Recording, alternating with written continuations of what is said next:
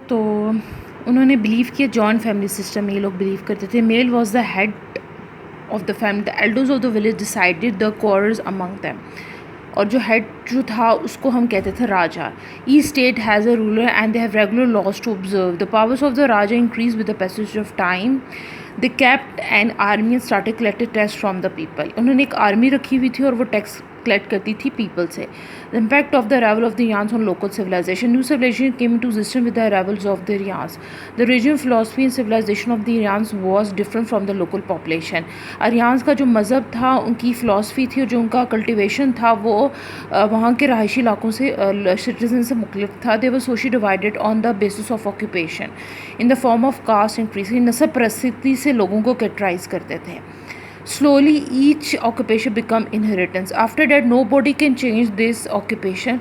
The people belonging to different castes do not get married to each other. मुख्तलिफ किस्म के जो नस्ली पसंद लोग थे वो एक दूसरे से शादी नहीं करते थे। Women were not given share in the property. जो ख़वातीन थी उनको उनके जायदाद पे हिस्सा नहीं दिया जाता था। The Aryans often have quarrels with local population.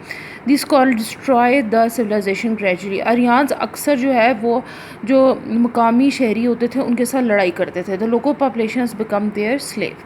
Economic activities क्या थी? अब ये पिक्चर से तो आपको अंदाज़ा हो रहा होगा कि इनकी भी इकनॉमिक एक्टिविटी कल्टिवेशन थी। The Aryans give rise to the agriculture. Wheat and cotton were cultivated. They did not know anything about the cultivation of rice. ठीक है, राइस मतलब चावलों की काश के बारे में इनको ज़्यादा इल्म नहीं था। They brought up cow sheep goats and houses. Industry and trade made a great potential. Industry और तजारत इनके दौर में बहुत ज़्यादा तरक्की किया उसने।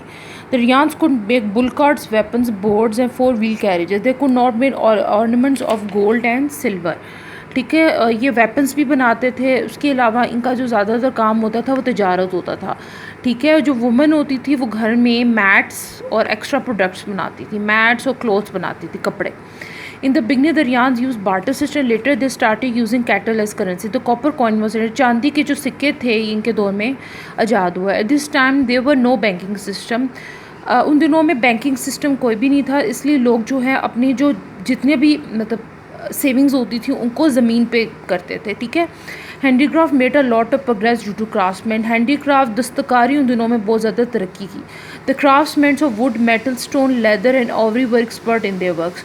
और जो कानगई या सनतकार थे वो लोग वुड, मेटल, स्टोन, लेदर में और ऑवरी में बहुत एक्सपर्ट थे।